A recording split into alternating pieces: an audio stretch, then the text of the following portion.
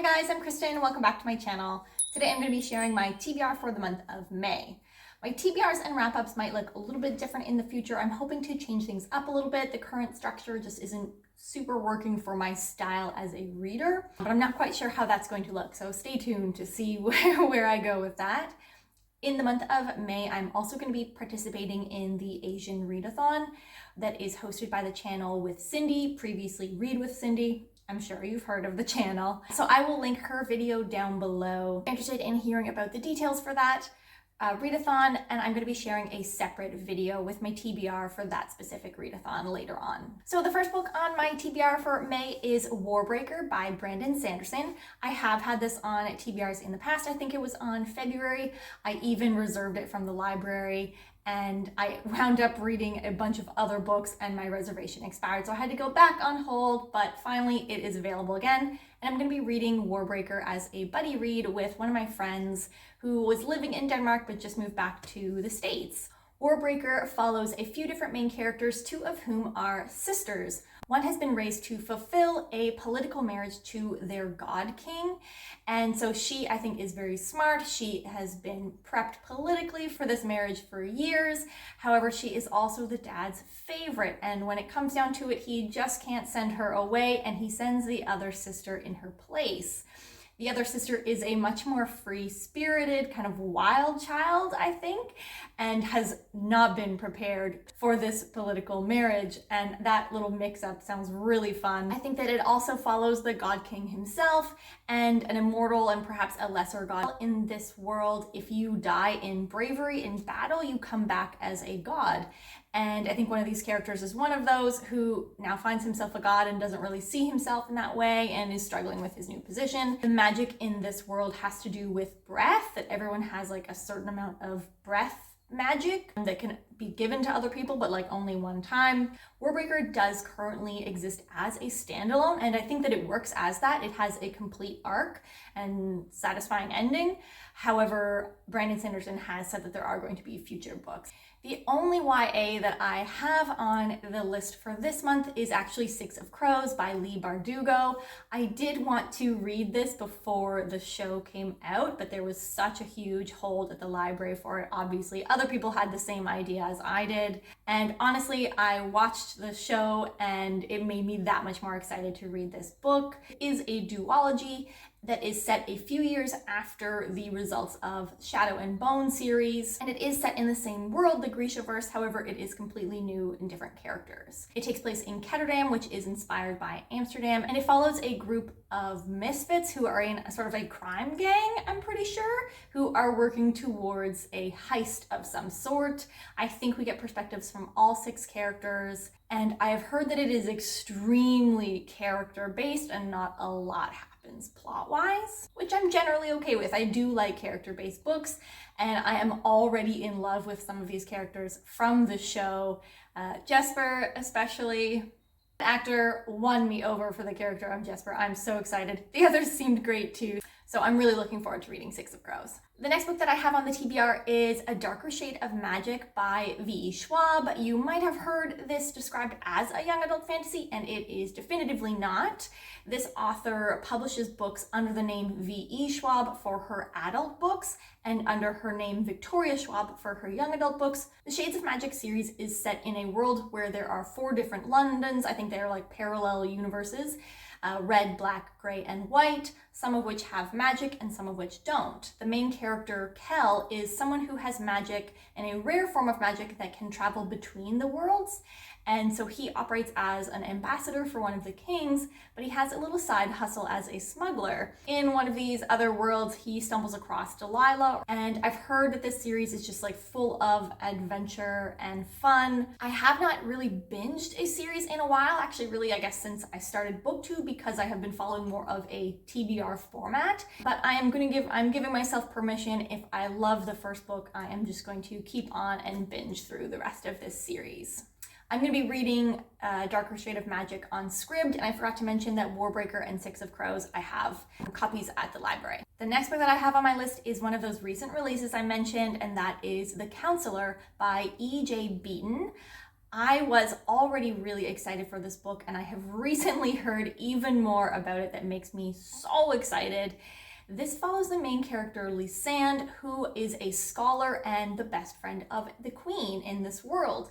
The queen is murdered, and for whatever reason, it is Lysand's job to select the next ruler out of the current city rulers. However, she also is secretly trying to solve the murder of the queen, who she believes was murdered by one of the city rulers using magic. That was enough of a draw for me already, but I looked further, and the main character, Lysand, also has a secret drug addiction that she is trying to hide, and perhaps harbors some desire for more power herself.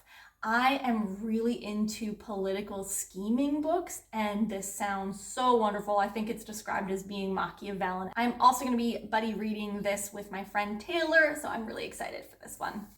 And I'm going to be reading it through the library as well, using the Overdrive app. The next book that I have on my list is The Mask of Mirrors by M.A. Carrick. This is again another one. I think both The Counselor and Mask of Mirrors were released in January.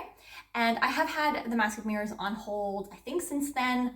But I watched the World Hoppers video on their favorite winter releases. And Angela from Literature Science Alliance said such good things that I am so excited to read it. I had actually been sort of like postponing my hold, but I'm gonna go for it the next time that it comes up, which should be soon, definitely in May. She described this as sort of a character-driven con artist ballroom fantasy, which just, I think, checks off all of my boxes. The main character, Ren, is a con artist who wants to sneak her or trick her way into a noble house to make her fortune. But it sounds like there is a lot going on within this world and political setting already. Lots of scheming with politics that seems somewhat Italian city-state inspired, perhaps specifically Venetian, which I also love a good Venetian inspired fantasy setting. So if any of these words are checking boxes for you, definitely check out The Mask of Mirrors, although I have heard it is perhaps not for everyone and that it maybe skews a little bit more towards the confusing end of the spectrum, plot and magic wise.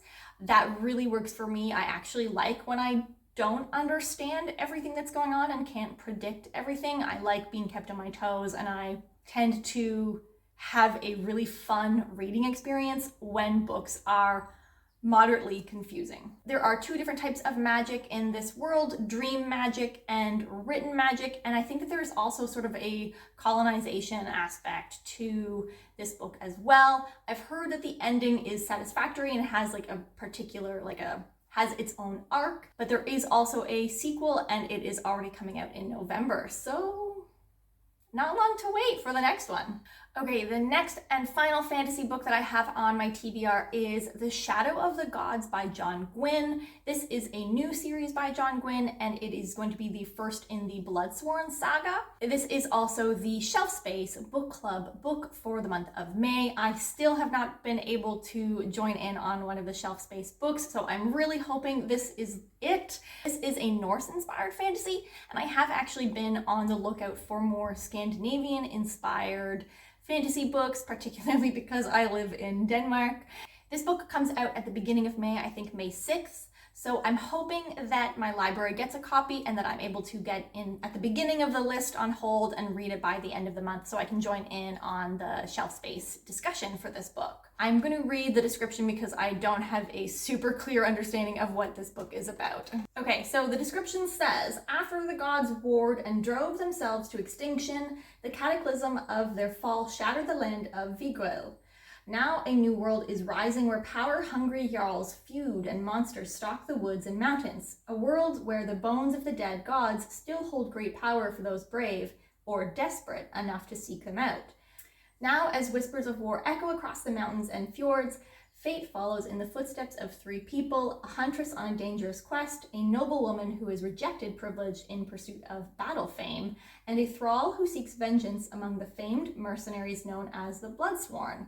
All three will shape the fate of the world as it once more falls under the shadow of the gods. So I am really excited by the fact that it describes at least 2 of the 3 main characters as women, the Huntress and the Noblewoman. I'm assuming the Thrall is going to be a man. I have been interested in reading the Faith of the Fallen series by John Gwynne, but I haven't gotten to it yet. I've had Malice on hold forever, and I keep postponing it because I just feel like I read so many prophecy books in the beginning of the year, and I just could not bring myself to read another prophecy-based book. I've heard John Gwynne writes amazing action sequences. But yeah, so I hope that I'm able to get a copy of this one. It does sound kind of intriguing, and as I said, I am hoping to join in on the Shelf Space book club.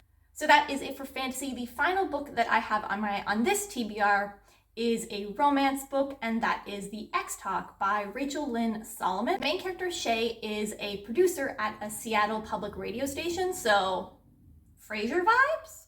And she pitches a show where 2 exes deliver relationship advice. She gets hooked into co-hosting this show, not with an ex of hers, but with another journalist at the radio station, Dominic, who she absolutely hates and is not getting along with. So this is going to be a hate to love romance. The 2 both feel a little bit uncomfortable lying about their fake past relationship, but the show is an immediate success, and with more fame and success of the show, I think the deception of their lie also grows, and this is complicated by the fact that Shay and Dominic start to have feelings for each other. So this sounds really fun. I'm pretty sure I know what the conflict is going to be. I saw somebody post about this on Instagram, and I put it on hold at the library ages ago, and it's finally up, so I'm looking forward to reading it. Those are all of the books that I have on my TBR. As I mentioned, I might be doing this differently in the future. I find that when I sit down to make a TBR each month, it ends up being a million books long because I just want to keep reading everything. And I am a little bit of a mood reader, so it doesn't always work for me. I don't necessarily feel guilty when I don't read books on the TBR, but I like watching TBRs and wrap-ups because I see those as opportunities to hear about new books from other booktubers that I wasn't aware of. And then more so with the wrap-ups, sometimes they give feedback that either makes me know that I absolutely will like that book or that maybe I won't, and that helps to guide what I read when. So I want to keep talking about as many books as possible on this channel to give you the opportunity to hear about possible new books as well. I'm just not sure if the way that the TBRs and wrap-ups are currently structured is the best for me and my style of reading. So it might take me a couple months to figure out what that is going to look like, so bear with me and hopefully I will have it figured out soon. Anyway, that is it for me today. Let me know down below if you've read any of these books and what you thought of them. It is definitely a more political, schemey month for me, and I am so excited. I've been feeling a little bit slumpy, so I hope that this kicks me out of that. Have a great day, everyone. We'll see you next time. Bye.